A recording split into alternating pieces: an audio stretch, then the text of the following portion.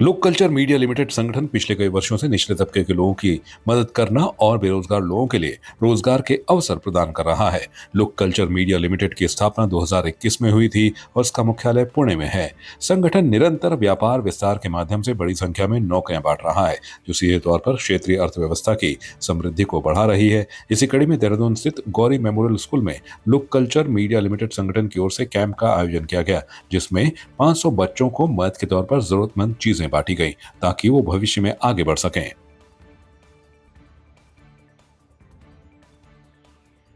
Look जो काम कर रही है वो हर सोशल कॉजेज़ के कारण कर रही है, काम कर रही है।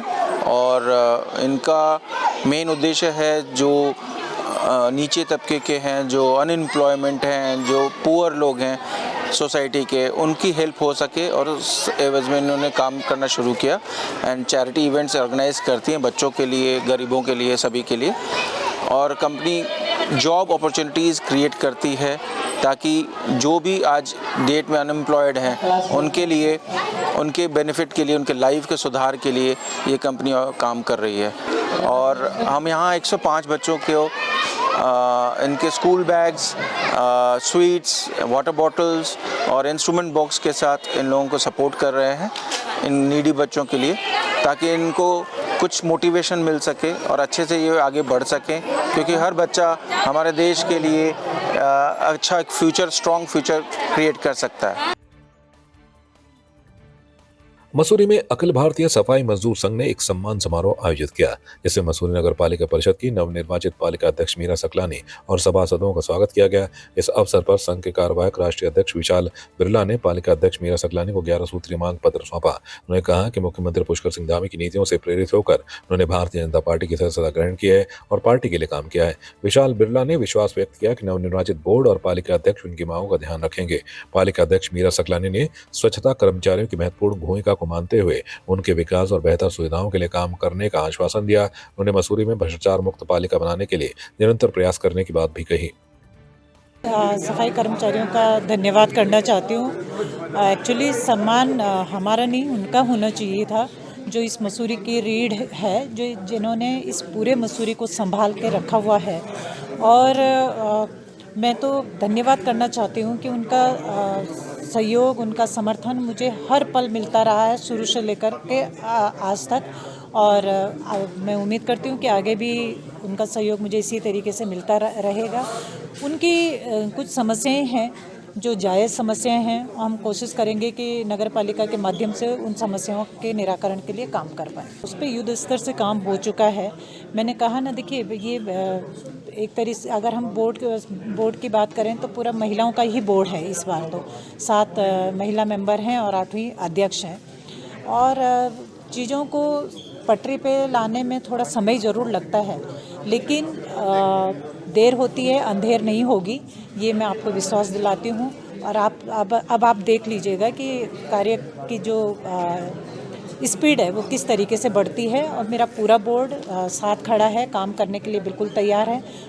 हम सभी लोग मिलकर के इस शहर की छवि को, इस शहर की स्थिति को सुधारने की कोशिश की। सबसे पहले तो हमने उनको बधाई दी और धन्यवाद दिया कि जिस विश्वास के साथ वो हमारे साथ खड़े हुए थे और हमने उनके साथ मेहनत करी, उन्होंने विजयश्री हासिल करी। उनकी जीत में हमारी भी जीत है।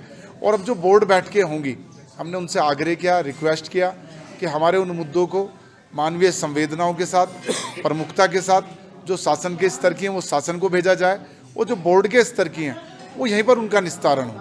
हमारे कर्मचारियों को उनका हक अधिकार मिले, कार्य करने की अच्छी व्यवस्थाएं हों, जिससे कि वो इस ठंडे इलाके में और इतने पर्यटन की दृष्टि से और शिक्षा के क्षेत्र में मसूरी नंबर 1 पर है आज। और यहाँ इतनी भीड़ रहती है, इतने लोग आते हैं, हमारे कर्मचारियों की कमर की रीढ़ की हड्डी टूट जाती है काम करते करते।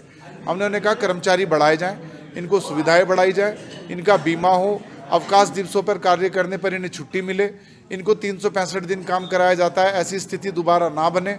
इन लोगों के लिए लीव मैनेजमेंट किया जाए। अधिकारियों को अगर कुछ सीखना है, कहीं से कुछ लेना है तो वो लें, हमारी जहाँ आवश्यकता होगी हम हमेशा उनके साथ खड़े होंगे। हमने ये भी आश्वासन दिया है कि यदि उन्हें 24 घंटे में कभी भी कर्मचारियों की आवश्यकता पड़ेगी तो बिना किसी शिकायत के हम सभी कर्मचारी साथी सम्मानित बोर्ड के साथ मसूरी की साफ सफाई के लिए, स्वस्थ रखने के लिए हमेशा खड़े दिखाई दें। मसूरी में नगर पालिका अध्यक्ष मीरा सकलानी ने नगर पालिका के अधिशासी अधिकारी और कर विभाग के अधिकारियों के साथ सेंट मैरी अस्पताल का निरीक्षण किया। उन्हें अस्पताल को जल्द खोलने के लिए कार्य योजना तैयार करने के निर्देश दिए। इस दौरान उन्होंने रॉक्सी होटल के सामने स्थित शौचालय का भी निरीक्षण किया और गंदगी व अव्यवस्था पर नाराजगी व्यक्त की। उन्होंने संबंधित ठेकेदार को नोटिस देने के आदेश दिए। मीरा सकलानी ने पत्रकारों से कहा कि मसूरी की जनता की मांग को ध्यान में रखते हुए सेंट मैरी अस्पताल को दोबारा खोलने के प्रयास शुरू किए गए हैं। उन्होंने बताया कि अस्पताल की बिल्डिंग की तकनीकी जांच के बाद मरम्मत कराई जाएगी और अस्पताल को फिर से जनता और पर्यटकों के लिए खोला जाएगा। साथ ही उन्होंने कहा कि सेंट मैरी अस्पताल के सरकारी कमरों पर कब्जा करने वालों को नोटिस जारी किया गया है और कब्जे नहीं हटाने पर सख्त कार्रवाई की जाएगी। देखिए, क्योंकि पब्लिक हित में ये बहुत ज़रूरी है कि इस हॉस्पिटल को फिर से रीओपन किया जाए और उसी सिलसिले में आज अधिकारियों के साथ यहाँ पे निरीक्षण पे आई हूँ। इसको देख रही हूँ कि क्या पॉसिबिलिटी बन सकती है यहाँ पे, क्योंकि रीओपन करने से पहले इसका एक टेक्निकली हम इसको कैसे रिपेयर कर सकते हैं या तोड़ना पड़ेगा, ये हम पहले दिखाएंगे। उसके बाद ही कुछ निर्णय ले पाएंगे और उम्मीद करते हैं कि इसको हम जल्दी ही इस पे कुछ डिसीजन लेकर के इसको फिर से रीओपन करें। ये संपत्ति नगर पालिका की है। नगर पालिका रेड क्रॉस के साथ मिलकर के इसको संचालित कर रही थी। दोबारा रेड क्रॉस के साथ बातचीत चल रही है, वो भी इंटरेस्टेड है इसको फिर से नगर पालिका के साथ काम करने के लिए। लेकिन उससे पहले कि उनके साथ कोई काम शुरू हो करें, हम कुछ बातचीत और आगे बढ़ाएं, उससे पहले हमको इस बिल्डिंग को रिपेयर करना है या तोड़ना है, उस पर हमको पहले काम करना है। अवैध कब्जे भी हो रखे हैं, उनको नोटिस जारी हो गए हैं और उसके आधार पे आगे कार्रवाई करते हैं। कब्जे से मुक्त कराएंगे बिल्डिंग को। कॉर्बेट टाइगर रिजर्व ने वन्यजीव संरक्षण की दिशा में एक अनूठी पहल की है। इसके तहत रामगंगा नदी के किनारे सैंड बैंड्स रेत की पट्टी तैयार की जा रही है, जिससे मगरमच्छ, घड़ियाल और ओटर जैसे जलीय जीवों को सुरक्षित प्रजनन स्थल मिलेगा। ये कदम इन जीवों की घटती संख्या को बढ़ाने और प्राकृतिक संतुलन बनाए रखने में मदद करेगा। कॉर्बेट टाइगर रिजर्व के निदेशक डॉक्टर साकेत बडोला ने बताया कि सैंड बैंड से इन जलीय जीवों के अंडे सुरक्षित रहेंगे, जिससे उनकी संख्या में इजाफा होगा। वर्तमान में रामगंगा नदी में 197 मगरमच्छ हैं, 183 घड़ियाल और 161 ओटर्स पाए जाते हैं। यह पहल इन जीवों के लिए वरदान साबित होगी और उनके संरक्षण में महत्वपूर्ण योगदान देगी। वन्य जीव संरक्षण के लिए उठाए गए इस कदम को वाइल्ड लाइफ प्रेमियों ने सराहा है और उम्मीद की है कि इससे इन जीवों की संख्या में सकारात्मक बदलाव आएगा। देखिए, वैसे तो कॉर्बेट टाइगर रिजर्व पूरे विश्व में अपने टाइगर्स के लिए, अपने एलिफेंट्स के लिए और जो हिरन की प्रजाति है उनके लिए बहुत फेमस है। परंतु यहाँ पर एक चीज़ जो मतलब बहुत महत्वपूर्ण है परंतु कम डिस्कस की जाती है, वो है कि ये बहुत ही अच्छा जो जो हमारे जल में जो पाए जाने वाले जो फौना है, उनके लिए भी है। उसमें ऑटर्स हैं, उसमें घड़ियाल हैं, उसमें क्रोकोडाइल्स हैं। इस तरह से कई तरह की स्पीशीज़ है। हमारे नए प्रोजेक्ट के अंतर्गत हम जो जो जलीय जो हमारे पशु हैं या जलीय जो स्पीशीज़ हैं, उनके लिए हैबिटाट इम्प्रूवमेंट का काम कर रहे हैं। उसके अंतर्गत सबसे पहले हमने जो घड़ियाल और जो क्रोकोडाइल है, उनके जो हैबिटाट है, उनका वासस्थल है, उसके विकास का काम किया जा रहा है। उसमें हम पहले तो उन एरिया को आइडेंटिफ़ाई कर रहे हैं, जहाँ पर वो पाए जाते हैं, जहाँ पर वो अपने जो अंडे हैं, उनको देते हैं और उन क्षेत्र में जो सैंड बैंक्स वगैरह हैं, उनको कैसे इम्प्रूव किया जाए, उनको कैसा और मुफ़ीद बनाया जाए, ताकि जो उनका जो पूरा प्रोसेस है, अंडे देने का, उसके बाद उनसे बच्चे निकलने वाला, वो सुरक्षित हो सके, वो प्रमोट किया जा सके। इससे हमें उम्मीद ये है कि जो हमारे जो स्पीशीज़ हैं, जैसे फॉर एग्ज़ाम्पल घड़ियाल, जो कि एक क्रिटिकली एंडेंजर्ड है, बहुत ही संकटग्रस्त स्पीशीज़ है, उनकी स्पीशीज़ के जो नंबर हैं, उनके जो बच्चे हैं, उनमें बढ़ोतरी हो और कॉर्बेट टाइगर रिजर्व सिर्फ अपने ही एरिया में नहीं, बाकी जो आस-पास वाले कनेक्टेड क्षेत्र हैं, उनमें भी ये स्पीशीज़ स्प्रेड आउट कर सके। अल्मोड़ा जिले में लघु सिंचाई विभाग का प्रधानमंत्री कृषि सिंचाई योजना के तहत 294 योजनाओं पर कार्य चल रहा है।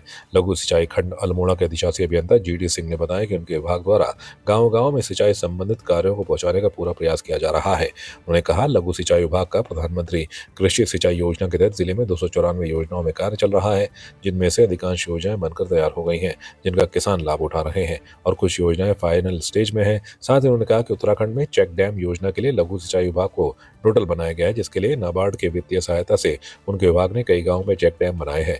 इन चेक डैमों से किसानों को सिंचाई करने में मदद मिल रही है। अभी हमारी जो योजना चल रही है पीएम के सिवाई में 294 योजनाओं पर हमारा काम चल रहा है, तो जिसमें से अधिकतर हमारी योजना अब अंतिम वर्ष है उसका कंप्लीशन का, तो अंतिम वर्ष में हमारी सभी योजनाएं कंप्लीट कर ली जा रही हैं और जिसमें जहाँ योजनाएं हमारी उनके जो ग्रामवासी हैं या कृषक हैं उनको भरपूर लाभ उनको दिया जाए। जैसे कि सरकार की मंशा है कि कृषकों की आय दुगनी करने का, तो उस पर हम कृषकों की आय दुगनी करने की कोशिश कर रहे हैं। दूसरा, भारत सरकार से लेकर के हमारी सरकार की मंशा है कि जो पानी जो हमारा व्यर्थ जा रहा है बह करके, तो उसके क्षेत्र में हमको उत्तराखंड सरकार में नोडल चेक डैम का नोडल बनाया गया है, तो हम उस पर काम कर रहे हैं। तो उसमें नाबार्ड में हमको पैसा फंडिंग हो रही है। तो इससे पूर्व हमको नाबार्ड 28 में फंडिंग हुई थी, जिसमें 15 चेक डैम की स्वीकृति थी, जिसमें से 15 साबित हमारे 13 पूर्ण हो चुके हैं। अभी हमारी जो नाबार्ड 30 में फंडिंग हुई है, जिसमें हमारे 23 चेक डैम हैं, जिन पर निविदाई कार्रवाई होकर के सब पर काम चल रहा है और इस स्थल पर जल्दी ही हम उनको योजनाएं हमारी जो योजनाएं हेड डाउन हो गए थे, सभी योजनाओं में पानी चलेगा और उसका जो है कृषकों को भरपूर लाभ पुनः उसका मिलेगा। अधिवक्ता अधिनियम संशोधन विधेयक 2025 के खिलाफ अल्मोड़ा जिले के सभी वकील हड़ताल पर रहे। अल्मोड़ा, रानीखेत, भिकियासैंण और द्वाराहाट के न्यायालयों में वकीलों के हड़ताल के चलते कोई कार्य नहीं हुआ। जिले भर के वकीलों ने इस विधेयक के खिलाफ नारेबाजी कर विरोध प्रदर्शन किया। ये विधेयक देश भर के अधिवक्ताओं के लिए विवादास्पद बन गया है और वे इसके विरोध में मुखर हो रहे हैं। अल्मोड़ा में भी गुस्साए वकीलों ने कानूनी और न्याय मंत्रालय के साथ मुख्यमंत्री पुष्कर सिंह धामी को ज्ञापन भेजकर इस अधिनियम को रद्द करने की मांग की है।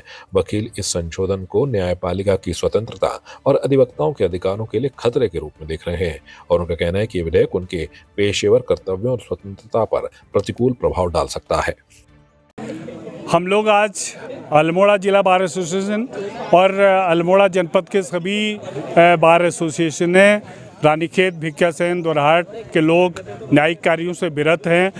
अभी हाल ही में भारत सरकार के कानून मंत्रालय के द्वारा एडवोकेट्स एक्ट जो 1960 में बना हुआ है, उसमें बहुत सारे संशोधन लाए गए हैं।